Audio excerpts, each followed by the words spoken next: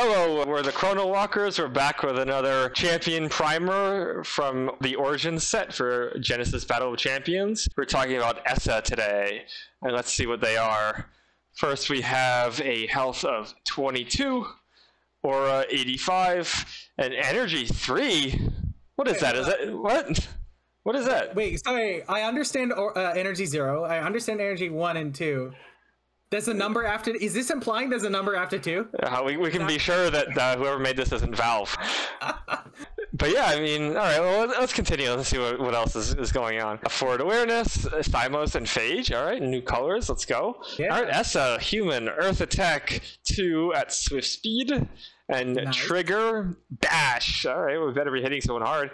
Whenever you deal earth damage to a champion or summon, they may pay 3 energy. If they do not, then they gain stun for this round. Summons cannot pay energy. All right, so what do we do with this champion? Eric, what is that? What is gaining stun? What does that do? Gaining stun means that this champion or summon cannot move or rotate themselves. So yeah, wow, stun. So this is a fighter who has a way to lock down their opponent on their card. And furthermore, it's not just Essa's earth attack, as we've seen on some other cards in Origins, but it's just earth damage. When Essa deals earth damage, turns out there's lots of ways to deal earth damage, but we'll get to that later. All right, so we can say that Essa is probably the fighter's fighter? Wouldn't you agree? I mean, I feel what you're saying, but I feel this is actually more of a control card. Control? Specifically life total control, as in I'm going to control the opponent's life total downwards towards 0 as fast as possible. Oh, okay. All right. Life control. All right. It's a new one. But yeah, wow. The first 3 energy champion. This is nuts because this is not a linear change, right? Like you're thinking about what 1 more energy means over the course of a game, over the course of multiple energy cards being paid for. This is not you save 1 card over the course of the game. 3 energy is you're going to be saving 4 or 5 energy cards over the course of the game, which means you can play more energy cards, which also cost less. Yeah.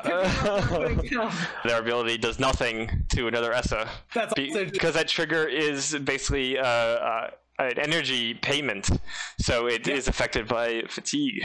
Essa hitting an Essa, you're not paying anything. Stun. We should talk about the stun part of this. So stun is blocking self movement. I think everyone can kind of understand that that's going to stop the players or any champion's natural movement and rotate in their movement phase. And summons. And summons, yeah, of course. But the bigger hit against champions is themselves means anything that has the champion as a source. Spells and techniques, because the ability is on the card, but the card is not something in the arena, the source of any spell or technique is the champion that's playing it.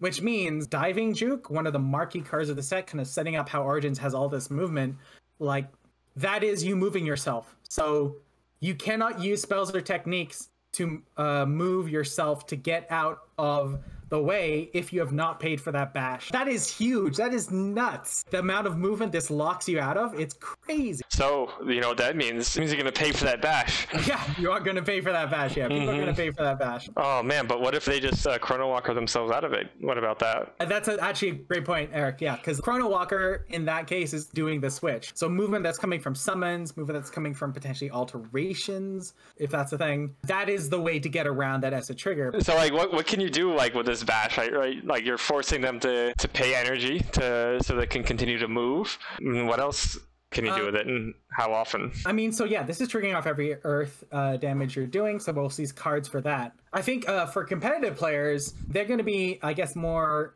careful about when they're paying and when they're not. So there's going to be a little bit of a metagame of bluffing and non-bluffing, or seeing when they're paying for the bash and when they're not. Okay, like they've been paying for the bash the entire game and they stopped, and then do they just draw the Chronowalker? Is that what's happening right now? There's going to be that opportunity for the competitive players to show their skill at reading their opponent with that bash trigger. And hey, you're just getting it every time, and you're getting at least once a turn.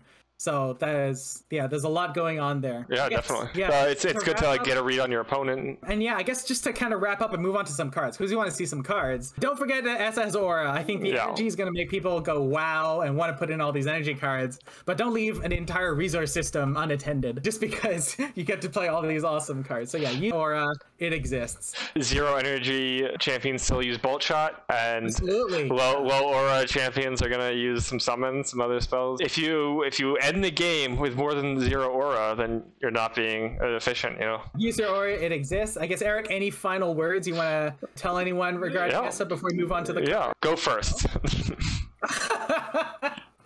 Yeah, being a fighter and going first is actually one of the best things a fighter can do, and that's one of the best feelings for a fighter. Essa going first is night and day different than going second. Yeah, it's scary or wonderful depending on which side you're on. See what kind of cards we're going to use with that 3 energy. All right, first card up. Hold on, this first card doesn't do earth damage. What does this do, Eric? It better do something good. If I'm not dealing earth damage, I want to bash people. Oh, well, if you want to bash people, well, actually, you won't be able to bash them, but you will be able to hit them really hard. So we've got Lunging Assault. So we have this 8 chi. Forward awareness, swift. You may move, you may rotate. And if you have moved because of Lunging Assault, then you deal 6 range damage to a target in Lunging Assault's awareness for 13 energy.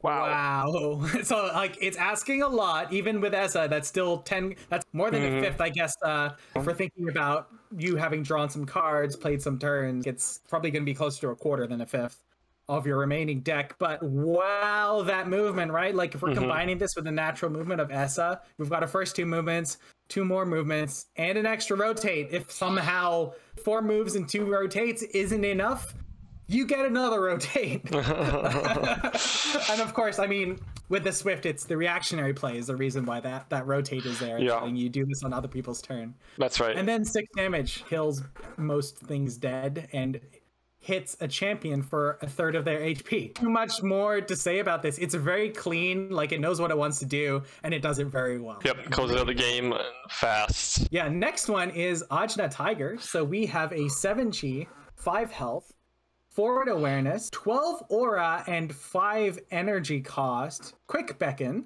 Okay, so quick beckons we're all here for. They're solid. But then not only is this a quick beckon, being quick was not fast enough. We need to blitz. So this has a blitz trigger. So when it enters the arena, you remove all exert tokens from it.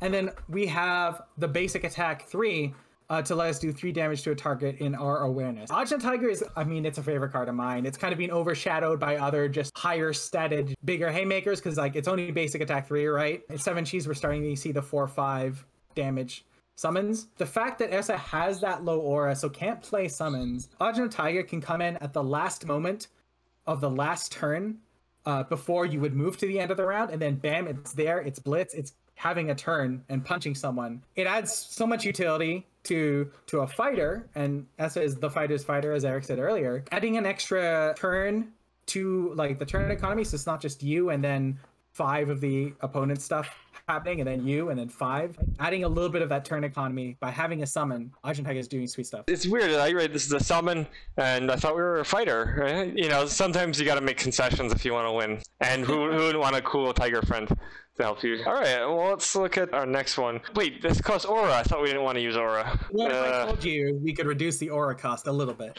All right, then that may, how much? Like 10%, 20%? Like what are we talking about here? Exactly 50%.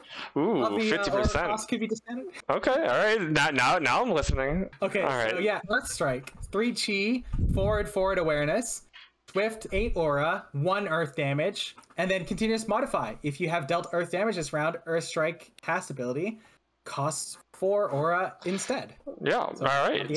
So you can pretty consistently, because you have an earth attack, get this to only 4 aura, and notably it has to be you that has dealt earth damage, not any summons. But yeah, this just does 1 earth damage, which conveniently triggers bash. Yeah, so now we have a forward awareness right hook. So we have talked about the Earth Strike cycle before in our primer, and actually we mentioned that we thought that Lightning Strike might be the most played one. If we're wrong, it's because of this one, and it's because of Essa. Because Essa can capitalize on that Earth Strike both as the opener or as a reactionary play or as a follow-up, right? Like either way, right? Like if you need that discount, you can play it after your S's own Earth attack, or you can just get a bash at range, maybe when someone's caught themselves out of position because they moved a summon and you're like, you should have moved your champion, not your summon, and you can just do an Earth Strike at the end of that summon's turn to pin them in a place or force them to discard.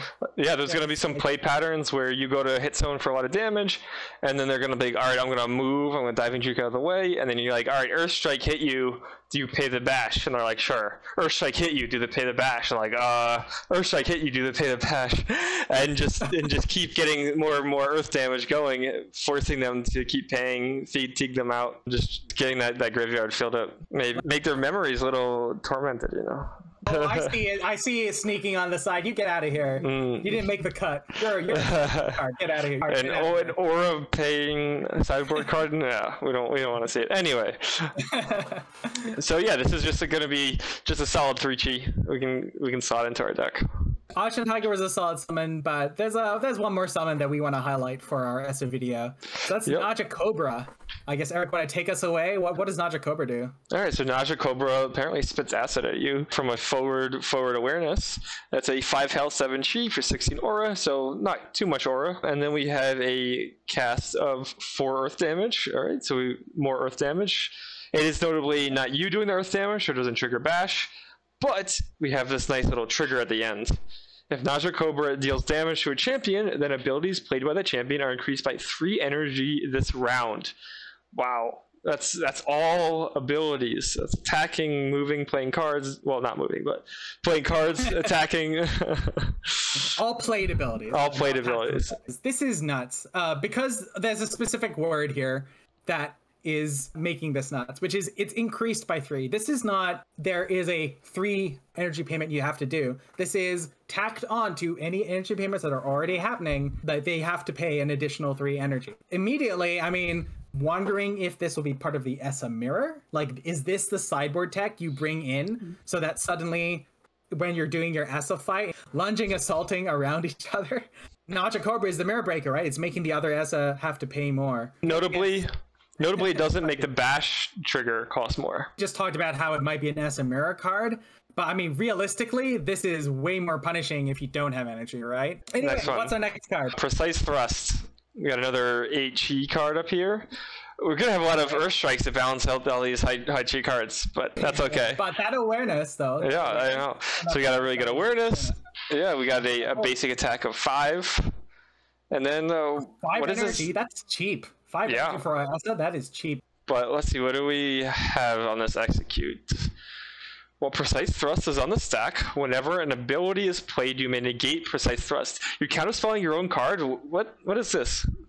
Why would I want to play this? If you do, I think, Eric, you stopped reading a little too soon. There's another sentence. Oh, I saw. Oh, okay.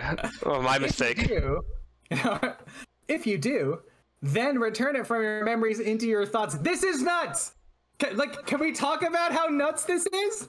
Like, I feel this, like this isn't uncommon, but it's just like how better can you tell to someone that this is, like, there's 5 damage coming at you, and sooner or later it is going to hit you, because I'm Essa, I'm only paying 2 cards, so I can pay this probably 10 times at least in the rest of the game. So this is like one of those weird triggers that may not show up because people read the trigger and then it's like, well, if I move, they'll just get it back and then move and then hit me again, and I'll be down a movement card. The level of futility that your opponent feels when there's a Precise Thrust coming at their face. Yeah, this is going to be a kind of a scary one, because if you're a squishy summoner and Essa has 3 of these or 4 of these in their hand, you're just guaranteed dead, right? There's literally nothing you can do about it. It will hit you. No amount of movement is going to stop that. Yeah, because I said it already. Just like they spend 2 energy, then they put this on the stack, and you have the movement, but it's just gonna be back in their hand, and then they just have to pay 2 energy, and they have like 30 cards left. It's like, Yep. This is a scary card here. Yes. This is a very, very scary card. It is a scary card. This is crazy too. Reads deal 5 damage immediate. The first immediate damage card. All right, there we go. Anyway, kind of balance some of these high chi cards with maybe a little lower chi, but we still want to control the life total. What do we got next? So Taser. So we got a 5 chi phage card, forward awareness, swift cast ability for 12 aura. You deal 3 electric damage to a target in Taser's awareness. So like with 3 electric damage, we kind of need a good reason for this because we'd rather be doing earth damage, right? In order to hit someone. And we're paying aura? What is going on here? Aura, but we have a stun trigger, which should feel kind of familiar. If anything is dealt damage by Taser, then they may pay 3 energy, and if they don't, they gain stun for this round. This is like other people wanting to cosplay as Essa. If you can't be Essa, then you can bring a Taser, and then you get to kind of be Essa a little bit. Yeah, it's kind of like a Taser in real life. If you don't know how to punch someone, you can Taser them. Yeah, but oddly enough, the reason we chose this card is because it spends aura. Because again, we don't want to leave half of our resources unused in every game. So this is a way to use our aura and get basically Essa's bash trigger the same way. Does what it needs to do and it gets it done fast. So these are the marquee cards, I guess, that we were interested in for this. But do we have a little bit more for them, Eric? Maybe some ideas that we want to play around with? All right, yeah. We have a couple more honorable mentions. Let's look at these. These are 2 summons with a B in their name. Doesn't matter what they are. What's important is that they have replicate. Trigger. So yeah, this is a new mechanic in Origins that basically says when they come into play, you get to play another copy of them from your subconscious. But these are more summons. Why do we want more summons in Essa? Like this is again talking about wanting to use the aura. Don't leave it on the table. And these are also action speed attacks. There's some downsides here, but the reason we're here is because we haven't really seen this kind of effect before. And like, if you want to be a competitive player, if there's something you don't understand, play it, test it out. That's how you determine if something is like too expensive, difficult to get utility out of, is by testing it, not by just like, making the blanket statements. The action speed of the attack does mean that these are more susceptible to counterattack. Fundamentally, these 2 summons are near each other, and if they're hitting one, they're probably gonna be close enough that even if they kill one, the other one's gonna come in. I mean, Bacteriophage, like how many times do you have to hit someone with 5 damage, right? To kill them? Not many times. The last one is knockback here. Our last card is one that we're like not 100% on in Essa because this is fundamentally something we don't feel Essa wants to do. Like, yeah, this is a defensive card. It's a defensive card, but we would be remiss because there's a banned card in Genesis, the first banned card in Genesis. Is it the only banned card in Genesis? It is the only banned card in Genesis. Yes, that's okay. We'll get Epiphany soon. Yeah, one way or another, we'll get Epiphany banned, yeah. That's the last thing I do. But yeah, there is one banned card. It was printed all the way back in Alpha, and it was... Hydroblast. Yeah, sorry. I had and it is the literally the same thing as knockback in Axon, though, except it costs 3 energy. So this is literally just a banned card that costs 1 more energy. Yeah. With Essa and their crazy energy reduction, it's 1 energy to deal 2 damage and to knock something back. And yeah. Do we want to knock something back with Essa? That's something we'll have to test. That's the question. But yeah, when a card gets banned and you see a card that's close to it, you should again pay attention and do your work to figure out if it's good. Hydroblast was like 1 less energy, but it was in Axon, so it was in a color where you don't you're lucky to get 1 energy, never mind 2. Essa has 3 to default. So knockback is going to be cheaper in Essa decks than Hydroblast was in the Axon decks that got it banned. So it's definitely worth paying attention to. We don't know if we'll see play. It feels like it's not exactly what Essa wants, but it is a better version of a banned card. So here we are talking about it. There we go.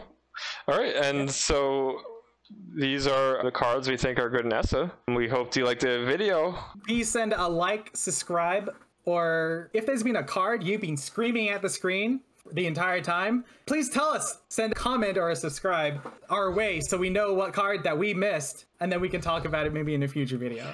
That's right, and we'll see you in the next one.